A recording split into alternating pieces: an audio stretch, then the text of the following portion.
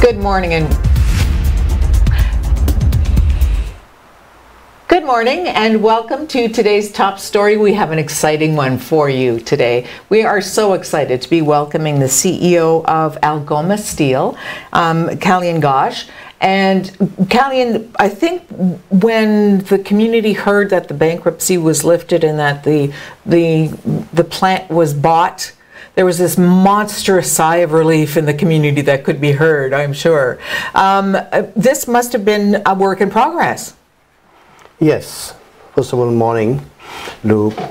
It has been for a 3-year journey, and it has been a sigh of relief and definitely progress for not only the company Algoma Steel Inc., but for the community. Mm-hmm.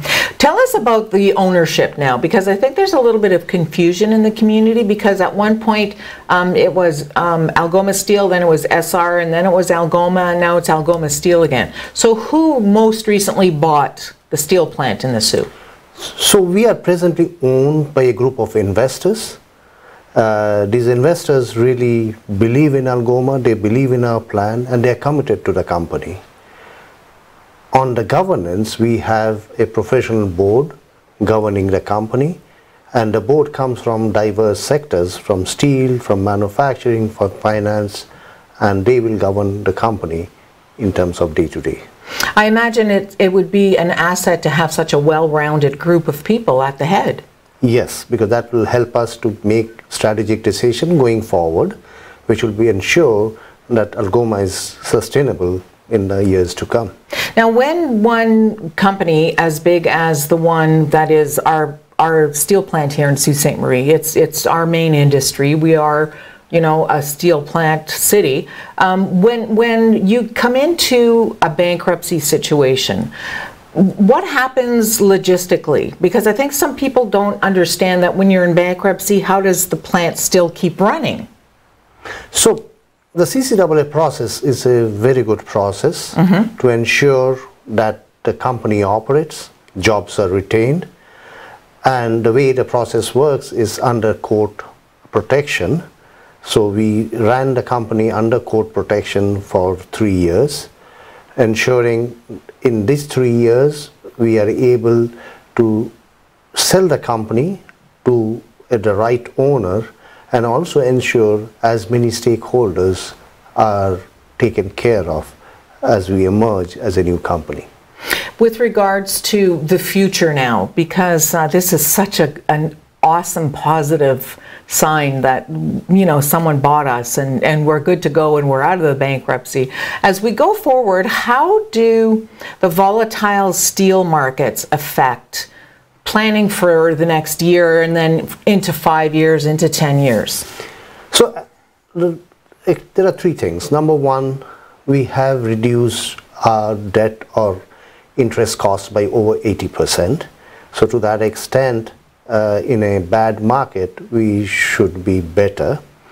Number 2 is we are diversifying our end market, so that, like, we serve the auto market, we serve the oil and gas, the manufacturing. If one segment is worse, at least the other segments are okay. So we are trying to de-risk our sales. And the third is, after nearly 20 years, we will put in about $300 million in the plant to modernize the plant, to produce more, and to produce different types of steel which we don't produce today. So we're becoming, I say we as if I have anything to do with it, but the steel plant now is becoming more diversified. It sounds a little bit like a financial portfolio. You know, the more diversified you are, the more chance you have of sustaining yourself. Yeah, exactly. That's the strategy. That's the end goal. Now, with regards to being diverse as far as the group that's heading the company now, and diversifying with the different markets, is it difficult to sort of rein in everybody and get them all on the same page, or are they just each has their own asset? In terms of the shareholders? Yes, yes. Well, I mean, the company is run by a professional board. So technically, the board decides on the strategy based on the management recommendation, and that's how we will operate as we go along. Now, you mentioned that you're going to invest in the future of the steel plant, in that you're going to upgrade it. Yes. $300 million, you said. Yes. That's an awful lot of money. Is the mill in really bad shape, or has it been sustained sufficiently over the years? So the mill has been improved over time, especially the last 2 years. A big chunk of that investment is going in for strategic projects, which will help us to increase the volume and also make steel grades which we can't make today, so that we can enter new markets which we are not there today. Now, when you talk about new markets, what are they? It's the markets in terms of supplying steel to, let us say, the Navy vessels that are being built with Canadian government money, and also in terms of oil and gas and bridges that needs to be done as infrastructure is being rebuilt. Now, I would think that infrastructure would be a really good, solid platform to have as a customer in the steel plant, because we always have to upgrade. Yes, you're right. And that will be required, because as we all know that a lot of infrastructure improvements that needs to be done in the country which are old, and that will need steel, and that will help the steel company going forward. Now, tell me a little bit about, for folks who are watching, and we've heard in the news about, you know, steel dumping, and explain what that is specifically. So dumping is primarily steel being sent into Canada by countries which are either selling it under their cost of production, or they are selling into Canada at a lower price than they sell in their domestic market. What is worrying us is tariffs. So for the last 6 months, we are spending nearly, or giving tariffs to nearly a tune of $1 million every day to the US government to sell steel into US. Over the last 6 months, it's over $150 million must have been given to the US government as tariffs. In the country? Or from Sault Ste. Marie? From Sault Ste. Marie. What? $150 million? Every day we give about $1 million as tariffs. Oh my goodness. See, people don't know that. People don't understand how big those numbers are. So I have been personally working with the federal government. I have alerted both the mayor and the local MP that I initially thought that the tariffs will get resolved at least by end of the year.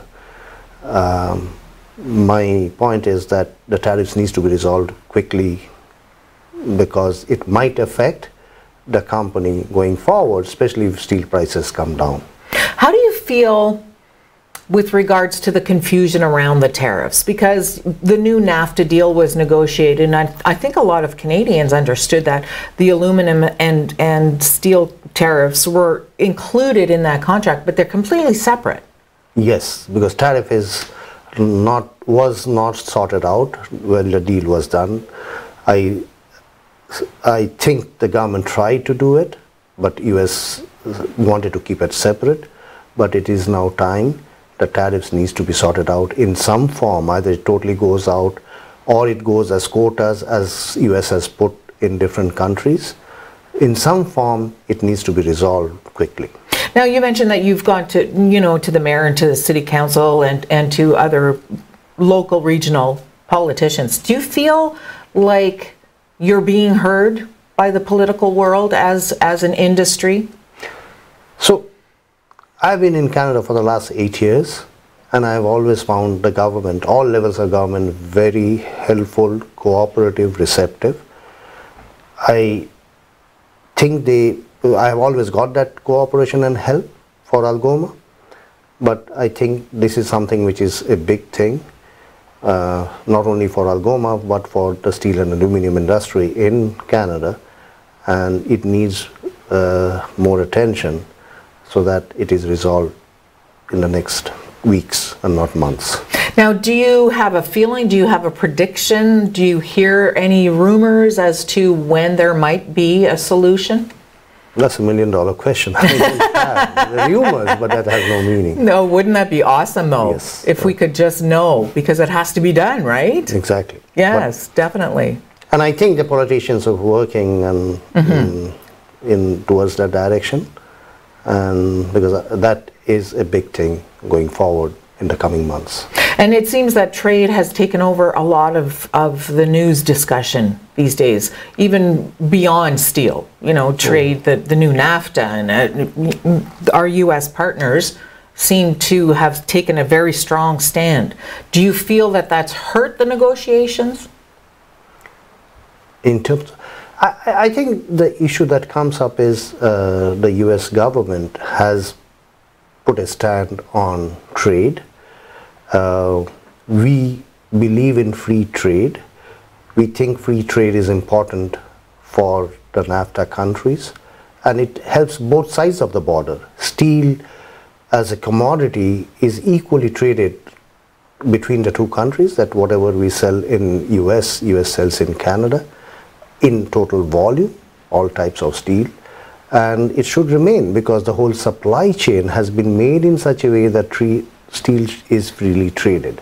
So it's not only Algoma that is getting hurt, even small manufacturers are getting hurt in the process. And I think too that that's what's happening now is, you know, as we settle in with these uneasy tariffs that have been imposed, some people in the States are finding that, like you said, it hurts both countries. Yes. Now he's put them on very strongly, but he's hurting some of his people as well. Own customers, manufacturers, yes. Mm-hmm.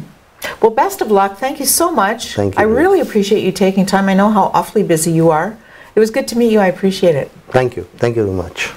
We'll take this break on Top Story. We'll be right back.